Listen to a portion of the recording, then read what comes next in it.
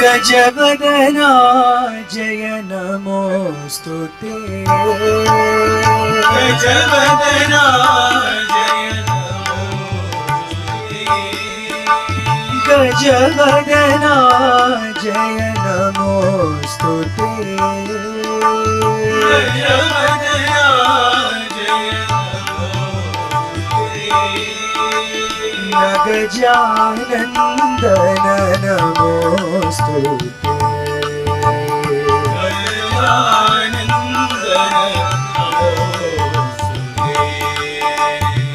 गजानन्दन नमोस्तुते।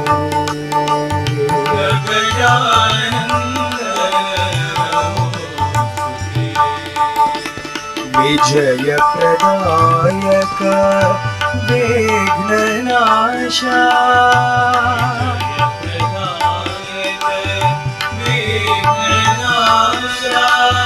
विजय प्रदायक विघ्ननाशा।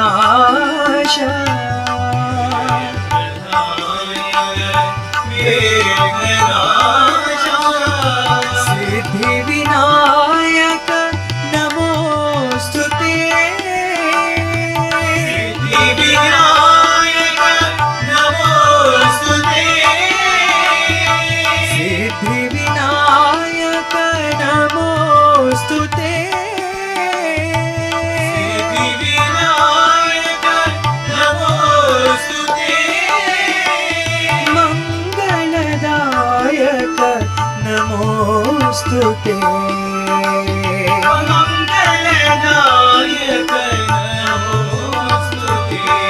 शुभ मंगलदायक नमोस्तुते। शुभ मंगलदायक नमोस्तुते। गजवदना जय नमोस्तुते।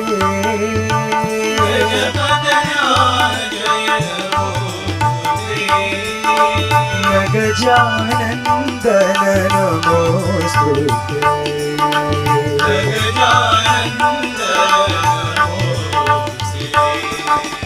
विजय प्रदायक विघ्ननाशा।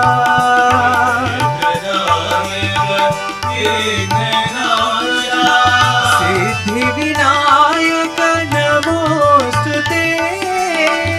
सिद्धि विनायक नमोस्तुते। मंगलदायक नमोस्तुते। मंगलदायक नमोस्तुते। शुभ मंगलदायक नमोस्तुते। शुभ मंगलदायक नमोस्तुते। गजवदना जय नमोस्तुते।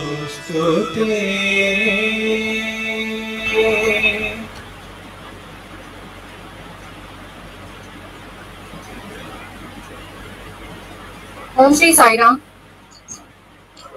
भगवान बाबा के पावन चरणों में मेरा कोटि कोटि नमन और आप सबको मेरा प्रेम भरा साई राम।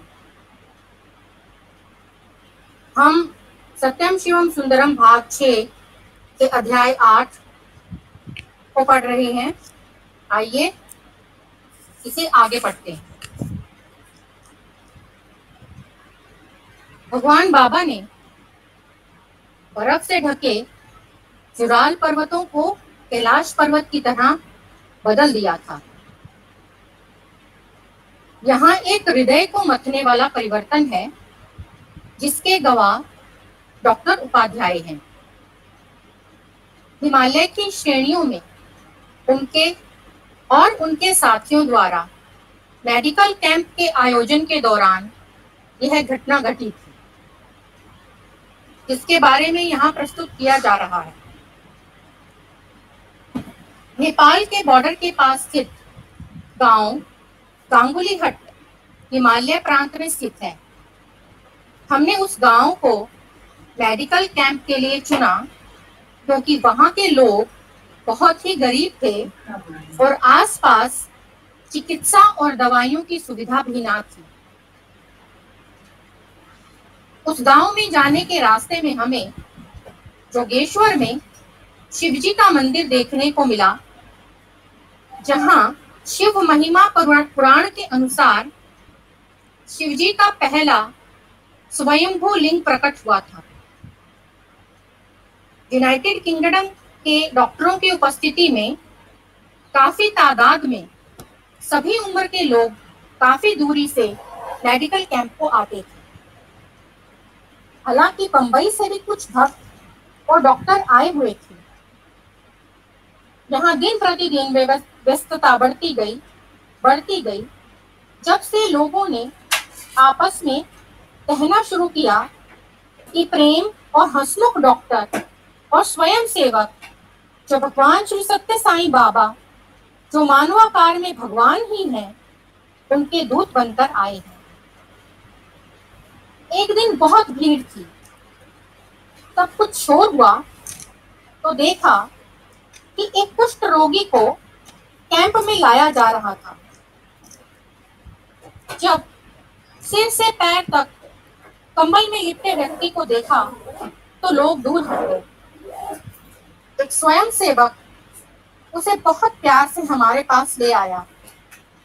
उसे बैठने को कुर्सी दी गई और वह उस पर बैठने से संकोच करने लगा और उसे समझाकर बिठाने में हमें काफी समय लग गया।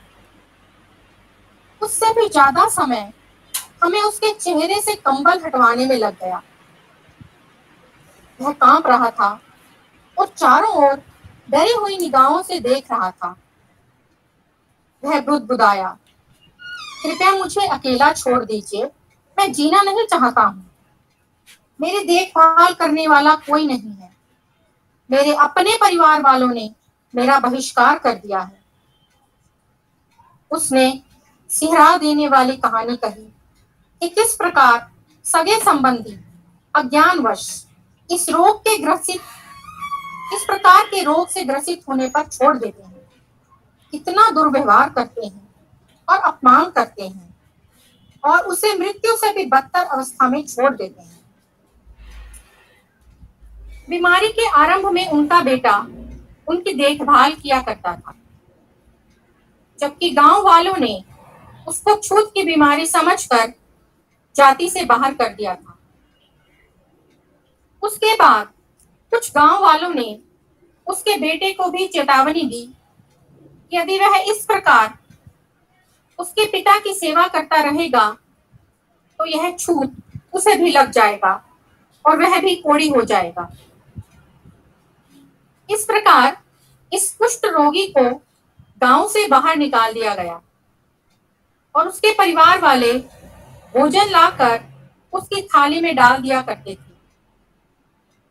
वह इस अपमान को झेल नहीं पा रहा था। उसने भगवान से मृत्यु का आशीर्वाद देने की प्रार्थना की। हमें उसकी कहानी से उस पर तरस आया और हमने उससे अपील की कि उसे भगवान में विश्वास छोड़ना नहीं चाहिए, क्योंकि वही सबसे बड़ा डॉक्टर है, शारीरिक रोगों को दूर करने वाला। वह चिल्ला उठा, मैं किसके लिए जीऊं? मेरा अपना कहलाने वाला कोई नहीं है।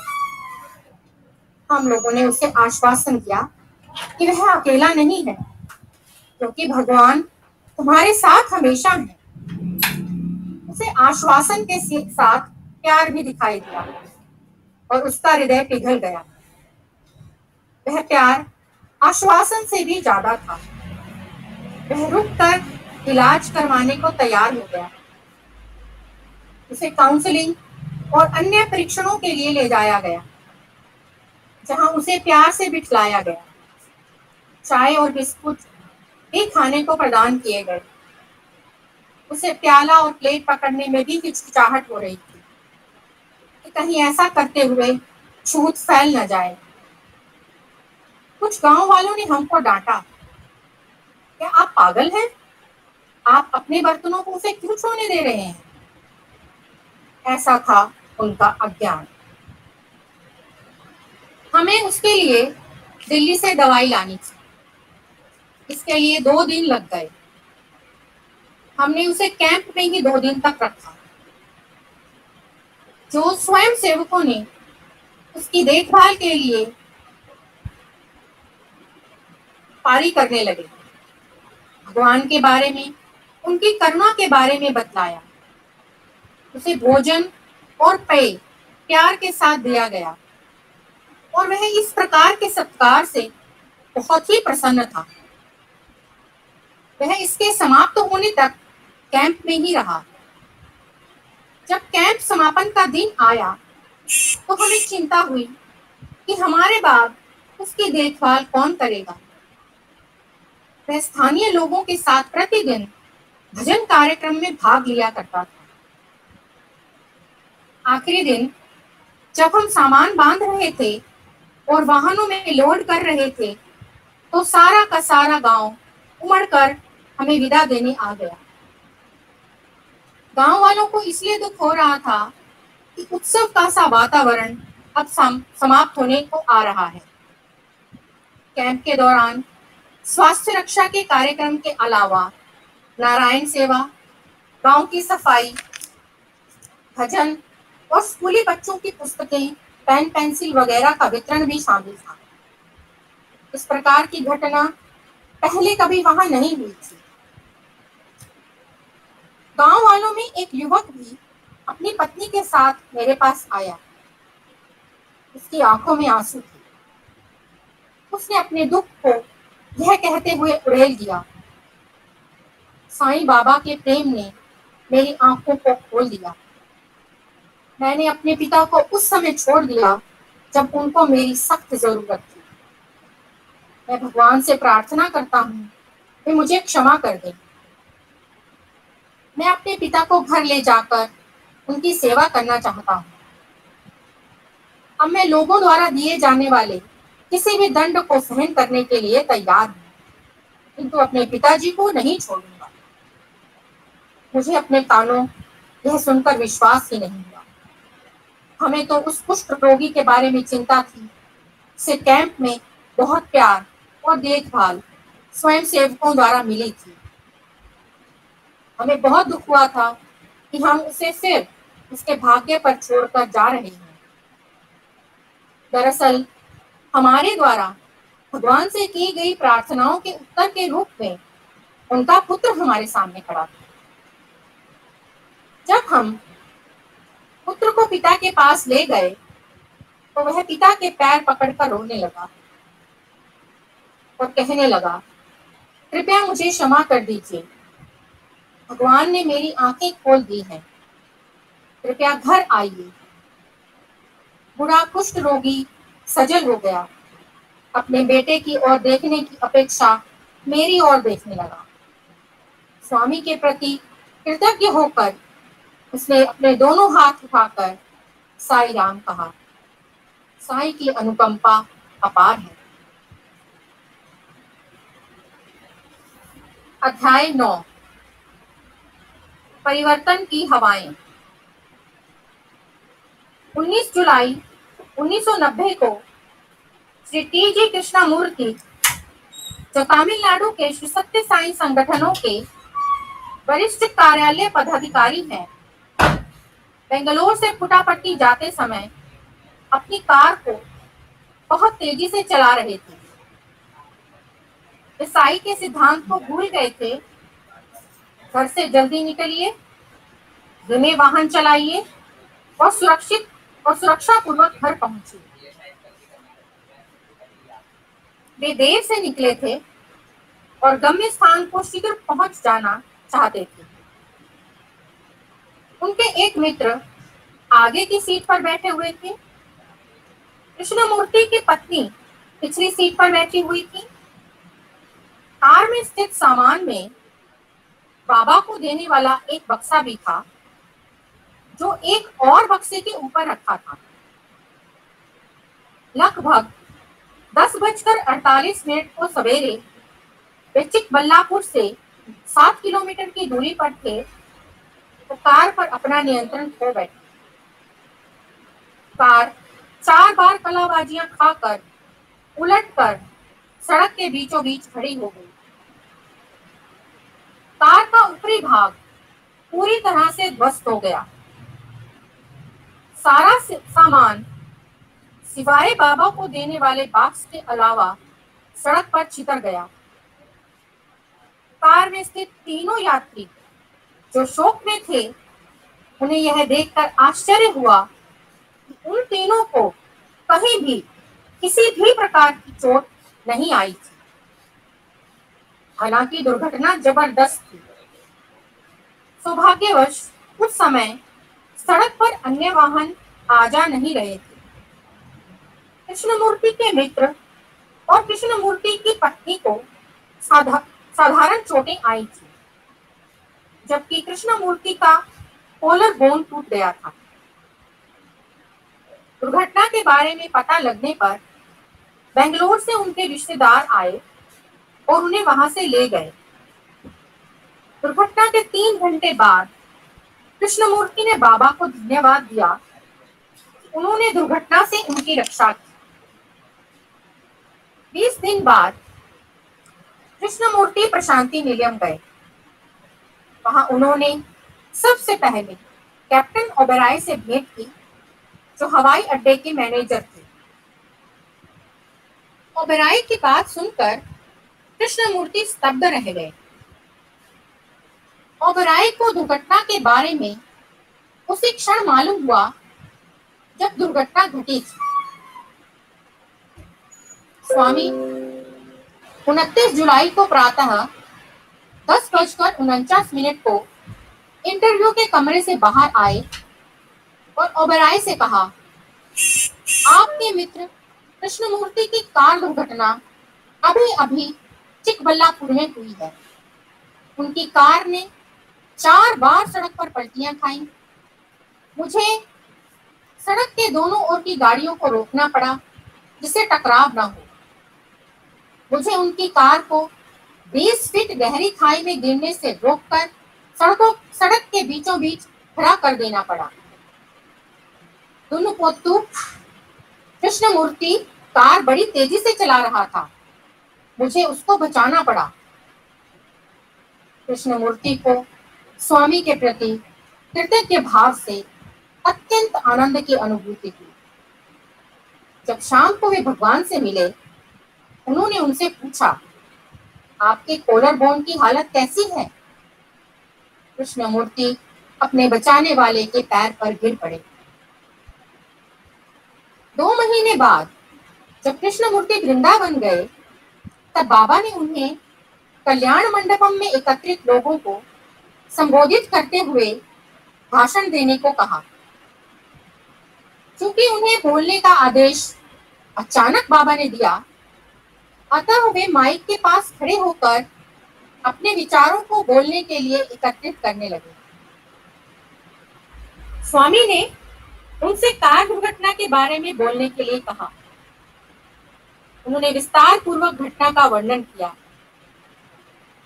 अगर बाबा ने मेरी रक्षा ना की होती तो मैं आज आपके सामने खड़े होकर बोल नहीं रहा होता। स्वामी ने मेरी पत्नी और मित्र को मृत्यु से बचा लिया। स्वामी बीच में ही बोले, नहीं, मैंने आपको नहीं बचाया। कृष्णमूर्ति असमंजस में पड़ गए और कहा, स्वामी, यदि आपने मेरी रक्षा ना की होती तो मैं जिंदा नहीं रहता। नहीं, मैंने आपको नहीं बचाया है। यह आपका कर्म फल है जिसने आपको बचाया। आपके द्वारा किए गए अच्छे कार्यों के पुण्य फल ने आपको बचाया है। संगठन के सदस्य के रूप में आपने सेवा की है। जब कभी लाभ पाने वाले आए और आपको कृतज्ञता के रूप में धन्यवाद ज्ञापन किया तो आपने उसे स्वीकार नहीं किया। इसके बदले आपने साईं को धन्यवाद देने को कहा। वही आपके द्वारा किए गए अच्छे कर्मों के लिए उत्तरदायी है। अतः उनकी कृतज्ञता मेरे पास आई और आपके कर्म फल के खाते में जमा होकर संचित होती गई, वृद्धि को प्राप्त होती गई। अतः आपके अच्छे कर्मों का फल आपकी और आपको उसकी जब आवश्यकता हुई मेरी अनुकंपा के रूप में प्राप्त हुई। आधे मिनट के पहले दुर्घटना घटी और मैंने आपके कर्म फल के खाते को देखा। उसमें जरूरत से ज्यादा था। यह कर्म फल अपने आप आपको बड़ी दुर्घटना से बचाने के लिए आया और आपकी और आपके परिवार की रक्षा की। भगवान ने स्पष्ट करके कृष्णमूर्ति को आगे बोलने के लिए कहा। कृष्णमूर्ति ने तब सभा को बतलाया कि बाबा ने उस समय उनसे क्या कहा था और तब समाप्त किया। इससे पता चलता है कि सेवा और निस्वार्थ सेवा में कितनी शक्ति होती है। श्री सत्य साई संगठनों को जिनकी भगवान श्री सत्य साई बाबा ने मानवता की सेवा करने के लिए स्थापना की है, यह उन सदस्यों की सहायता करता है जो आध्यात्मिकता में उन्नति करते हैं। जरूरत पड़ने पर संचित किया हुआ धन या वस्तुएं काम नहीं आती हैं। केवल हमारे द्वारा संचित अच्छे कार्य ही हमारा साथ देते हैं। सत्य साई सेवा संगठन हमें उस प्रकार के कार्य करने का अवसर प्रदान करते हैं। कृष्णमूर्ति को अपने स्वयं के अनुभव से पता चला कि अवतार द्वारा मानव जाति की उन्नति के लिए स्थापित किए गए सत्य साई सेवा संगठनों में काम करने की महत्ता क्या है। सन 1987 में नवंबर 19, 23 और 21 को श्री सत्य साई संगठनों की ऑल इंडिया एक्टिव वर्क्स की कॉन्फ्रेंस प्रशांति निलयम में हुई, जो साई आंदोलन की एक प्रमुख घटना थी। भारत से 12,000 प्रतिनिधियों के अलावा विदेशों से कुछ 100 प्रतिनिधियों ने 50 देशों से आकर इसमें भाग लिया। सम्मेलन के अंत में भारत और विदेश में स्थित संगठनों को नया सेटअप दिया गया। 24 नवंबर को प्रतिनिधियों से बात करते हुए भगवान ने कहा, इस सम्मेलन में संगठनों के ढांचों में कुछ परिवर्तनों के बारे में बातचीत हुई। ये किसी भी व्यक्ति से संबंधित नहीं थी, ना ही किसी के द्वारा की गई कोई भूल थी। वे आज की संसार की स्थिति से संबंधित थी। संसार साई आंदोलन को अनेक आंखों से देख रहा है। लोग पूछ रहे हैं, यह साई कौन है? हम बाजार या जंगल जहां कहीं भी जाते हैं, हम साई के फोटो देखते हैं और उनके बारे में सुनते हैं। कई लोगों को यह देखकर आश्चर्य हुआ और इसकी परीक्षा उत्सुकता से या ईर्ष्या से करने का प्रयत्न कर रहे हैं। इस प्रकार की परिस्थिति में किसी को भी हमारे संगठनों की ओर उंगली उठाकर आलोचना या निंदा करने का अवसर नहीं देना चाहिए। हर किसी को अपने स्तर के अनुसार कार्य करते रहना चाहिए। भविष्य में पदाधिकारी हो या सामान्य कर्मचारी, सभी के साथ समान भाईचारे का व्यवहार करना चाहिए। आपस में प्रेम को विकसित करना चाहिए। हमें संसार को यह प्रदर्शित करना चाहिए कि अनेकता के पीछे एकता छिपी रहती है। सभी को सामंजस्य के साथ मिलकर कार्य करना है, मिलकर बढ़ना है। सामान्य ज्ञान को बांटना है और सबके साथ अनुभव करना है। साई संगठनों में संकियों, पराजय की भावना से ग्रसित और शंकालुओं के लिए स्थान नहीं होना चाहिए। हम उन लोगों को चाहते हैं जो पूरी तरह से संस्थाओं को समर्पित हों। अब तक हमने विश्व परिषद की, इसने अपने उद्देश्य को पूरा किया, लेकिन अब साई केंद्रों ने समुद्र पारीय देशों में विकास किया है। आज से विश्व परिषद समाप्त हो जाएगा।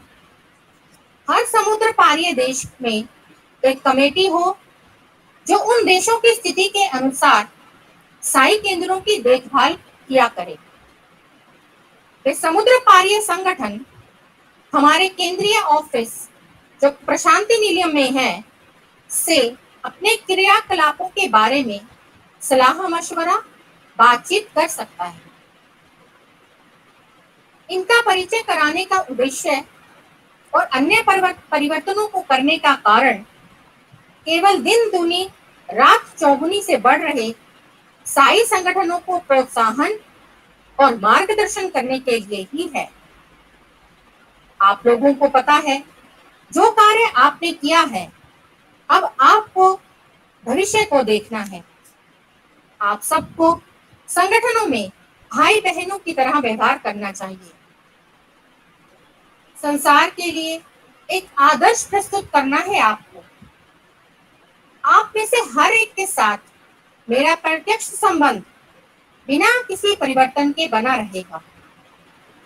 इन संगठनों के द्वारा हमारे संबंध और दृढ़ हो तो मुझे खुशी होगी।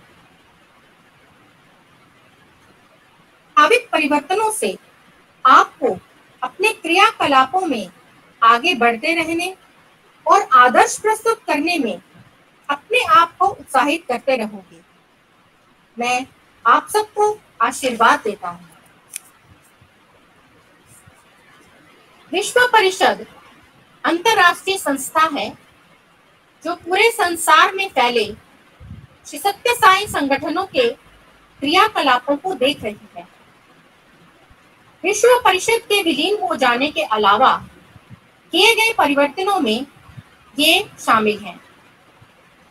भारत में 4 केंद्रीय संयोजकों का नामांकन, राज्य के समूह के लिए हर एक ऑल इंडिया प्रेसिडेंट की सहायता, संगठनों के 3 विभाग आध्यात्मिक, शैक्षिक और सेवा की क्रियाकलापों को मार्गदर्शन करने और पर्यवेक्षण करने में करेगा। श्री जीवी सत्यनारायण, जिन्होंने अब तक पश्चिमी बंगाल के राज्य अध्यक्ष के रूप में सक्षम सेवा की थी, को ऑल इंडिया प्रेसिडेंट के रूप में नामांकित किया गया। समुद्र पारीय देशों के लिए केंद्रीय संयोजकों को हर समूह के देशों के क्रियाकलापों को देखने और मूल अध्यक्ष श्री सत्य साई बाबा से समय समय पर सलाह मशवरा करने के लिए वहां नामांकित किया गया। सन 1988 1 जनवरी को नव वर्ष के दिन ऑल इंडिया प्रेसिडेंट श्री जीवी सत्यनारायण की प्रार्थना के उत्तर में भगवान बाबा ने एक लिखित संदेश पत्र श्री सत्य साई संगठनों के सदस्यों को लिखा। यह अपूर्व संदेश स्पष्ट रूप से निर्देश देता है कि किस प्रकार संगठनों के काम को उनके अंदर छिपे दर्शन से संपन्न करना है। संदेश को यहाँ नीचे दिया जा रहा है। भगवान का नव वर्ष का संदेश। 3 महामंत्रों को हमेशा याद रखना चाहिए। भगवान के प्रति प्रेम, पाप के प्रति डर, समाज में नैतिकता का पालन। उसे ही सच्चा मनुष्य कहा जा सकता है जो इन तीनों का पालन कठोरता से करता है।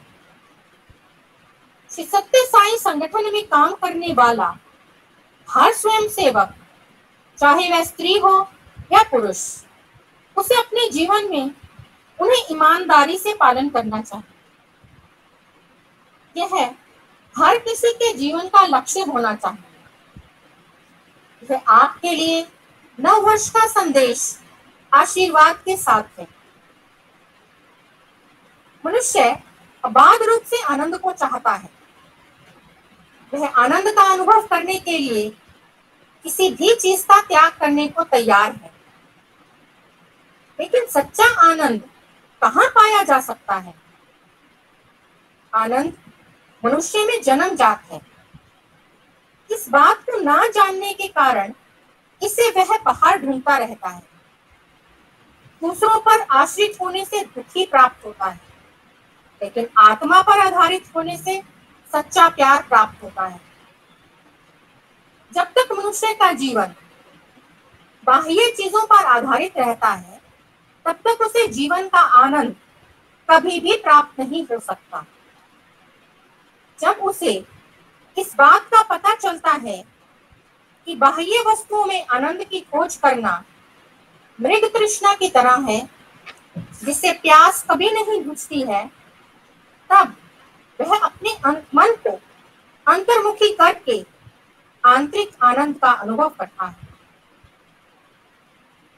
संसार में एक परम सत्य है। हर दिखाई देने वाली चीज का आधार ना दिखाई देने वाली चीज है। हर परिवर्तनशील चीज के पीछे अपरिवर्तनशील वस्तु आधार होता है। बरगद के छोटे से बीज में महावृक्ष बनने की शक्ति छिपी होती है। इसमें कई करोड़ों बीज होते हैं। इसका तात्पर्य है, हर बरगद के बीच में महाबरगद का वृक्ष होता है। इस प्रकार दिखाई देने वाले जगत में ना दिखाई देने वाली ईश्वरीय शक्ति इसके आधार के रूप में होती है। हर बदलने वाली वस्तु के पीछे अपरिवर्तनशील ईश्वर है। ऐसा प्राय कहा जाता है कि मनुष्य का जीवन उसके सांसारिक धन संपत्ति, जमीन जायदाद आदि पर टिका रहता है, लेकिन यह सत्य नहीं है। यह भगवान ही है जो सत्य का मूर्त रूप है, मनुष्य के जीवन की रक्षा करता है। संसार रूपी रंगमंच के पर्दे के पीछे से वह विश्व का निर्देशन करता है। वह हृदय में निवास करता है, मनुष्यों के सभी कार्यों का अधिष्ठाता देवता है, उसके अनुसार ही फल भी प्रदान करता है। अपने कर्मों के फलों को भगवान को अर्पित करो। आपके अंदर शाश्वत तत्व आत्मा का वास है, जो अक्षय आनंद प्रदान करती है। आप इंद्रियों के सहारे नष्ट होने वाले आनंद को प्राप्त कर सकते हैं। सत्य बीज है, नैतिक आचरण जड़ है, प्रेम जल है, शांति फूल है और आनंद फल है। आपको प्रेम से उमड़ना चाहिए और शांति दूत बनना चाहिए। सत्य हर चीज का आधार है और यह सत्य भगवान है। सत्य की वेदी पर आपको अहंकार और स्वार्थ का त्याग करना चाहिए। अपने कर्तव्य को निष्ठा के साथ करना चाहिए। अपने शरीर को भगवान की बंसी बना लो, तो वह अलौकिक रागों को इसके द्वारा बजाएगा। शांति ईश्वरीय गुण है। दैवीय गुणों से रहित हृदयों में यह कभी विकसित नहीं हो सकता है। शांति केवल पवित्र हृदयों में ही प्राप्त होती है। जहाँ स्वार्थ होता है, वहाँ शांति नहीं होती है। यह आडंबर और अहंकार से दूर रहता है। यह भक्त की उत्कृष्ट आराधना है। निस्वार्थ सेवा शांति के मनुष्य का दीप्तिमान गुण है। अतः हमारे संगठनों में स्वार्थ, तड़क भड़क, दंभ, घृणा और ईर्ष्या के लिए स्थान नहीं है। अलौकिक पिता की अनुकंपा को प्राप्त करने के लिए हर किसी को एक ही प्रभु की संतान मानकर कार्य करना चाहिए। आप अपने जीवन को कैसे सफल बना सकते हैं, जबकि आप पूर्ण रूप से अपने भावों और प्रवृत्ति पर आधारित हैं, जिनके द्वारा आप सेवा के कार्यकलाप करते हैं। आपका जीवन आपके विचारों पर निश्चित होता है। यदि आप बुरे विचारों को स्थान देंगे तो आपको तकलीफ उठानी पड़ेगी। पवित्र विचारों से आत्म आनंद प्राप्त करेंगे। आपके विचार यह निश्चित करेंगे कि आप आनंद का अनुभव करेंगे या दुख का। संगठनों में मतभेद और गलतफहमियों को स्थान मत दीजिए। एकता के साथ काम करें और दैव प्रेम बनाए रखें। जरूरतमंद और असहाय लोगों की सेवा करें और अपने जीवन को पवित्र बनाएं। भौतिक संपत्ति के गुलाम ना बने। हमारे संगठनों में राजनीति को प्रवेश ना करने दें। संगठनों के कार्य को चलाने के लिए सरकार से संबंध बनाए रखने की जरूरत नहीं है। अपनी क्षमता के अनुसार समाज की सेवा करनी चाहिए। जब आपको पैसों की जरूरत हो तो आप लोगों में से ही जिन लोगों के पास धन है वे आगे आएं और फंड्स प्रदान करें और जिम्मेदारी उठाएं। कभी भी अनुदान करने वालों की लिस्ट को ना जारी करें। अपनी शारीरिक, मानसिक और अन्य सभी संकायों को समाज की सेवा के लिए लगाएं। यही भगवान आपसे चाहते हैं। सांसारिक नाम, यश और सम्मान की आकांक्षा मत रखिए। आप परस्पर सामंजस्य और एकता बनाए रखें। पसंद और नापसंद को छोड़ दीजिए। समाज की सेवा को भगवान की सेवा मानिए। एक अच्छा अनुयायी बने बिना कोई भी नायक नहीं बन सकता है। कभी भी अधिकार, पोजीशन, उपाधियों के पीछे ना पड़िए। सेवा करते हुए अपने हृदय को विशाल बनाएं और सत्य से लगे रहें।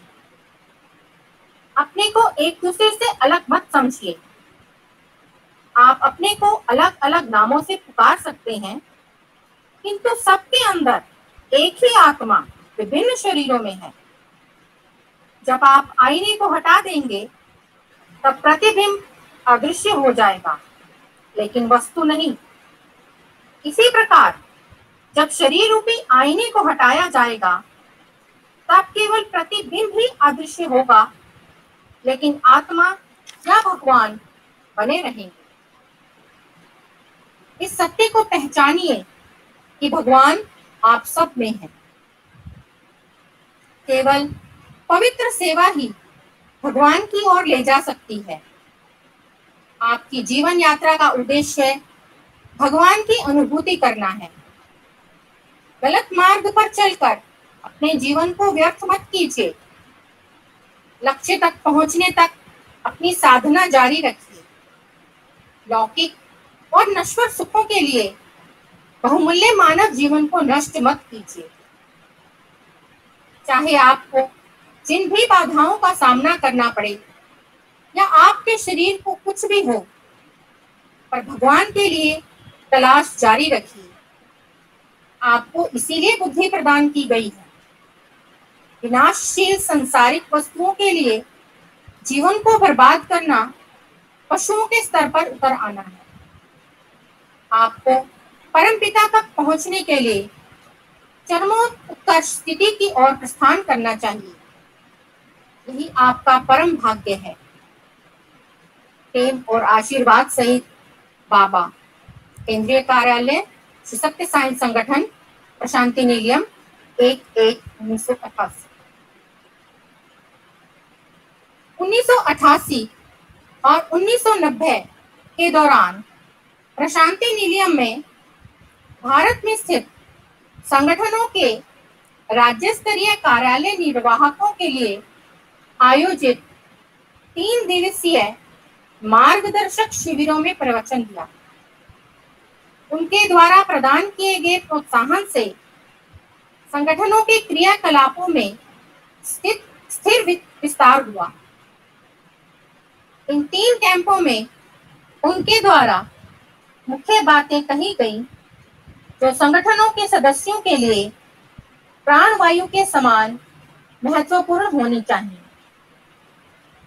नंबर 1, सेवा मानव को सुसंस्कृत और पूर्ण बनाती है। यह उसकी बुद्धि और मस्तिष्क के दरवाजे खोलती है।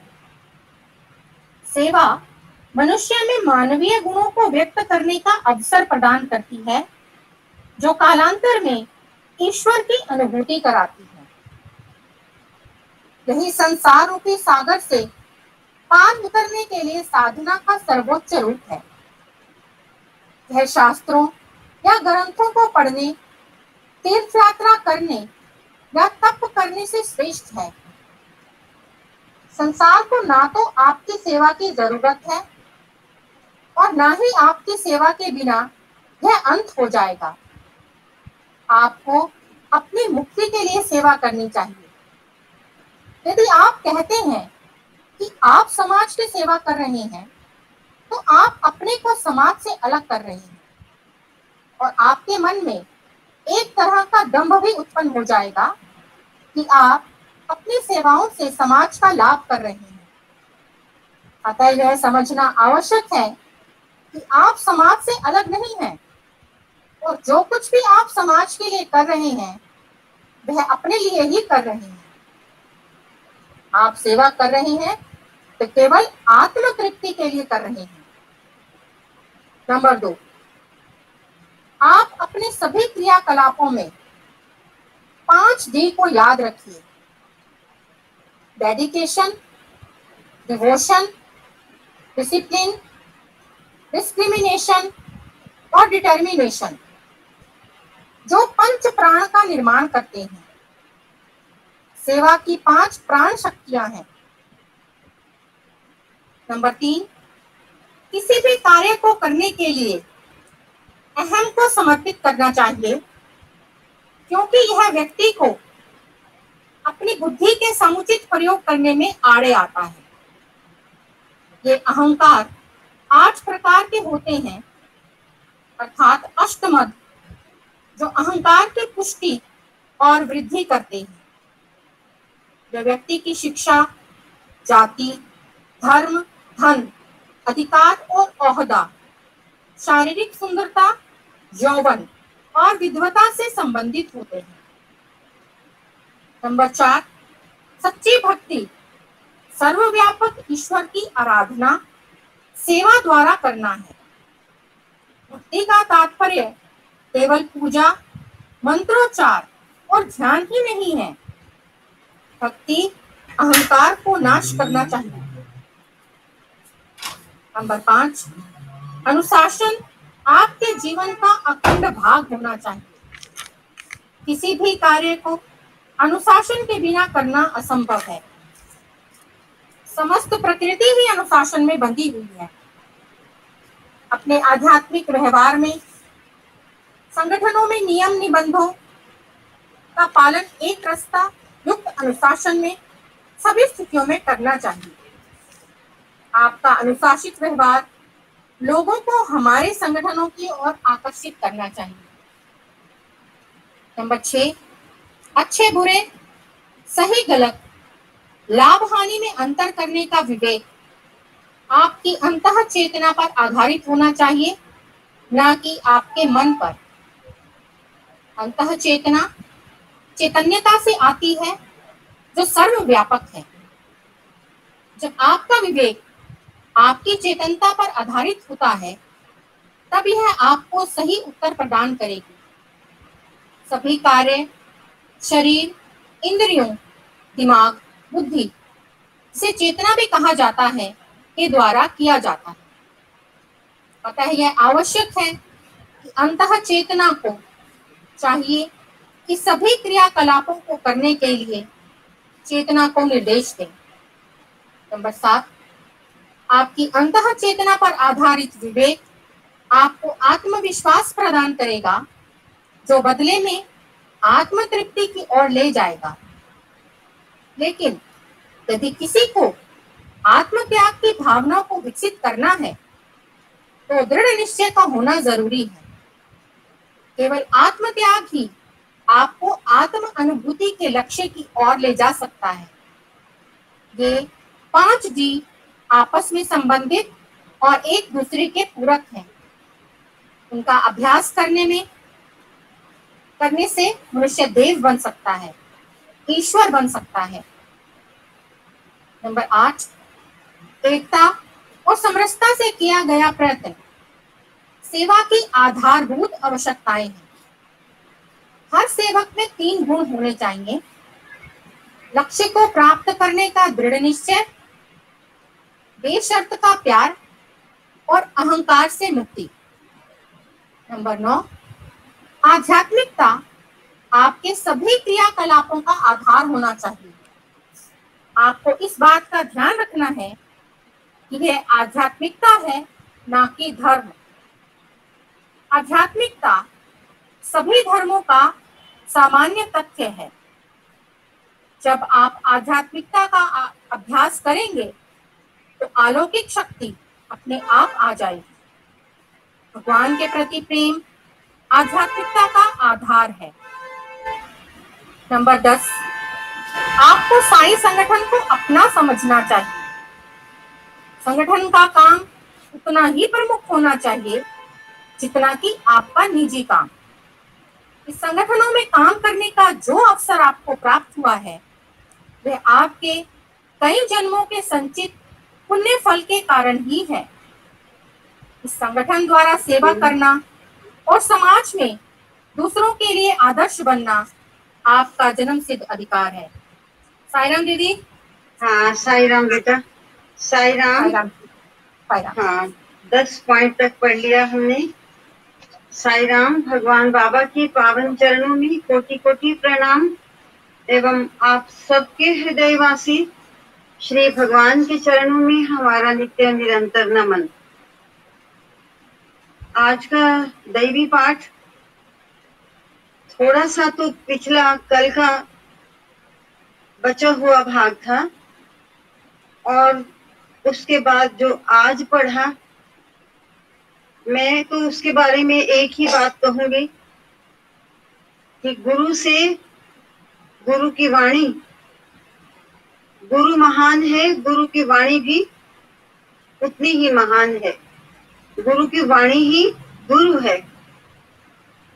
और हमारे सिख धर्म के धर्म ग्रंथों में गुरु मान्यो ग्रंथ कहा गया है। गुरु मान्यो ग्रंथ से भी प्राय ये है कि जो उनके वचन है वो ही गुरु है।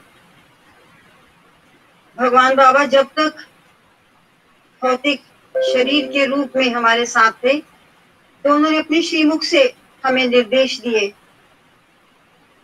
और वो निर्देश स्वयं जगत नियंता भगवान के दिए हुए हैं। और आज वे शब्द हमारे लिए साकार गुरु का स्वरूप है। उनको, उनके अनुसार चलना, उनको धारण करना, मानना ही हमारे लिए एकमात्र साई भक्त होने का हमारा गौरव बनेगा। हमारे लिए वो गौरव बनेगा। और भगवान ने जिस मिशन को लेकर इतना प्रयास किया, भगवान के उस मिशन में भी हम शायद एक गिलहरी की तरह से अपना कुछ योगदान दे पाएंगे, जिस मिशन को पूरा करने के लिए भगवान अवतरित हुए।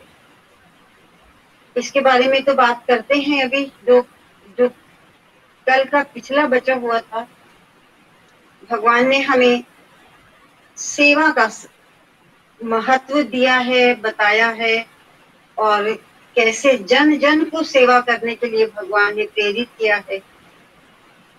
जो पिछला कल का जो चैप्टर था थोड़ा सा, जिसमें हम डॉक्टर सुरेंद्र उपाध्याय जो एक जाने जाने माने, वैसे तो वो आंखों के डॉक्टर ही कहे जाते हैं, सर्जन हैं। और ऐसी ऐसी जगहों पर जिन्होंने कैंपिंग की है, कैंप लगाए, जहां पर जो कल के उदाहरण से जो उराल पर्वत जो एशिया और यूरोप तक पहुंच गए, एंड में वहां जाओ तांबे का वो एक बहुत बड़ा बार सा लगा हुआ है, वहां तक पहुंच गए। उस पर खड़े हो जाओ तो एक तरफ एशिया तो एक तरफ यूरोप, क्योंकि हद इकट्ठी होती है, वहां तक पहुंच गए, जहां पर बर्फ ही बर्फ और इंसान का निशान कैसे संभव हमें लगता है कैसे होगा, वहां तक भी उन्होंने सेवा की। और आज जिस इंसिडेंट के बारे में हमने पढ़ा, जो वो नेपाल का ऐसा नेग्लेक्टेड एरिया जहां भगवान ने कैंप किया, कितनी सेवा, कितना प्रेम, कितना आत्मीयता जो भगवान ने हमें दी है कि सब में उससे मेरे ही दर्शन करो, वही वो आत्मीयता है। उसी का पालन करते हुए उन्होंने उस कैंप को किया। और कैसे कुछ समय पहले तक था हमारा समाज ऐसा ही अंधविश्वासी, कि जिसमें कुष्ठ रोग को माना जाता था कि ये स्पर्श करने से दूसरे को हो सकता है, और जिसको हो गया दुर्भाग्य से उसको अपने घर से बाहर निकाल देते थे। एक तो वो एग्जाम्पल, जिसको कांपता हुआ इंसान जिसको निकाल दिया था घर से, उसको लाए और वो बहुत फील कर रहा था कि मेरे यहाँ बैठने से या मेरे बर्तन में कप में चाय वगैरह पीने से और भी फैल जाएगा इत्यादि। इस तरह से वो कॉन्शियस था, क्योंकि ये हमारे समाज की कुछ एक कुरीतियां जो जिसमें ऐसा बरसों तक बहुत ही लोगों ने शायद सफर किया होगा। और अभी भी कुछ आश्रम हमारे शहर के बिल्कुल नेग्लेक्टेड एरिया में बाहर में ही होते हैं, पर अब शायद उन लोगों ने जीना सीख लिया है, जो समाज में आते हैं, कुछ अपना योगदान लेते हैं थोड़ा बहुत, और अपने जीवन को संचालन, अपने जीवन को अच्छी तरह से बिताते भी हैं। और भगवान ने जब से हमें सेवा दी, हमारे हरियाणा में तो कम से कम बहुत से शहरों में कुछ आश्रमों में भजन इत्यादि भी रखे जाते हैं, सेवा भी होती है।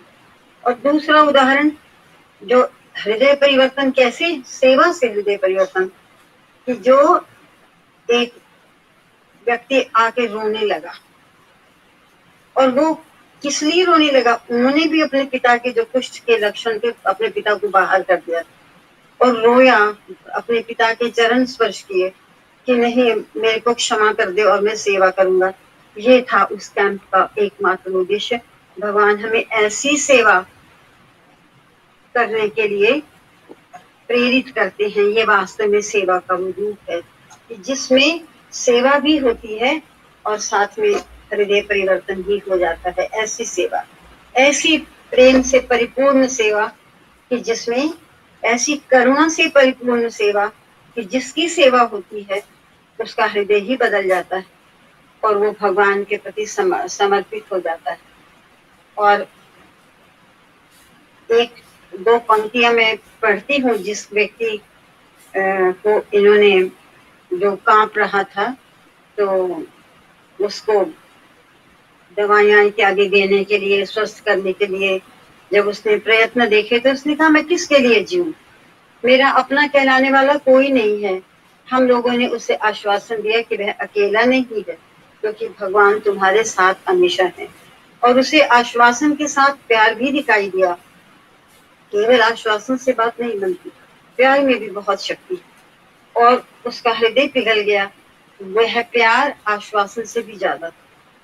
वह रुक कर वो इलाज करवाने को भी तैयार नहीं था। किस लिए मुझे इलाज करवाना? वह इलाज करवाने को तैयार हो गया और उसे काउंसलिंग और अन्य परीक्षणों के लिए ले जाया गया इत्यादि इत्यादि। लेकिन आप देखिए कि किस तरह से ऐसा प्रेम, जो दिव्य प्रेम है, वही ऐसे दिव्य प्रेम से की गई सेवा से कैसे हृदय परिवर्तन होता है। ये हमने कल के जो बचा हुआ भाग का चैप्टर उसमें से पढ़ा। और आज का जो चैप्टर जहां से शुरू होता है, परिवर्तन की हवाएं, इसमें भी जो शुरू में भगवान ने कृष्ण मूर्ति, फिर सेवा का ही प्रसंग है। अभी कृष्ण मूर्ति का एग्जाम्पल दिया कि जो कार कैसे चला रहे थे बहुत तेजी से, और कार 4 बार पलटी मार के सड़क के बीच में खड़ी हो गई, सारा सामान बिखर गया, लेकिन भगवान का जो बॉक्स था वो ये एकमात्र सुरक्षित था।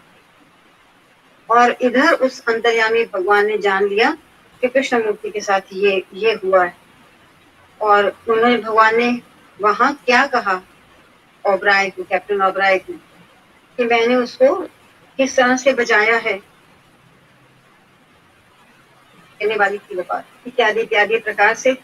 और यहाँ भी जो कृष्ण मूर्ति की रक्षा हुई, भगवान ने फिर यहाँ सेवा का महत्व बताया, सेवा का महत्व बताया कि सत्य सही सेवा संगठनों में सेवा करने का फल क्या है। और उन्होंने कहा कि तुमने जो सेवा की है और तुम्हारी सेवा के फलस्वरूप अगर कोई तुमसे कोई धन्यवाद करने आता था तो तुम हमेशा ही कहते थे कि मेरे भगवान की का धन्यवाद करो, हम तो मामूली से लोग हैं, हमें तो खुद भगवान ने इंस्ट्रूमेंट बनाया है।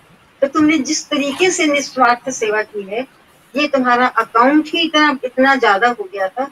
आज जब तुम्हारा ये वक्त आया तो तुम्हारा अकाउंट ज्यादा था, शुभ कर्मों का अकाउंट ज्यादा था। मैंने कुछ नहीं किया, जिसके फलस्वरूप तुम्हारी उस निस्वार्थ सेवा के फलस्वरूप तो तुम्हारी रक्षा हुई। इस तरह से भगवान ने फिर पुनः सेवा को ही महत्व, सेवा के महत्व के बारे में ही बताया।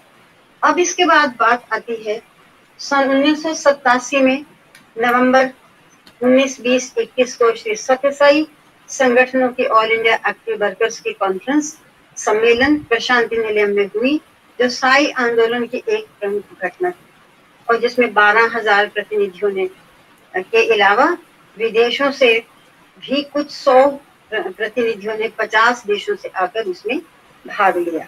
और सम्मेलन के अंत में भारत और विदेश में स्थित संगठनों को नया सेटअप दिया गया, और 24 नवंबर को प्रतिनिधियों से बात करते हुए भगवान ने कहा, यहां से लेकर एक एक शब्द अब हमें रिवाइज करने की जरूरत है। ये इट इज सो ऑथेंटिक, ये भगवान की गुरुवाणी है, हमारे गुरु की वाणी है साक्षात। इसको सिंगल इन्वर्टेड कॉमा में लिखा गया है कि ये भगवान ने कहा। और ये जो आज का एक एक शब्द है, हम जरूर उसको पढ़ेंगे। और आज हम में से जो भी यहाँ सुन रहे हैं, हमारे बच्चे बड़े, और मैं तो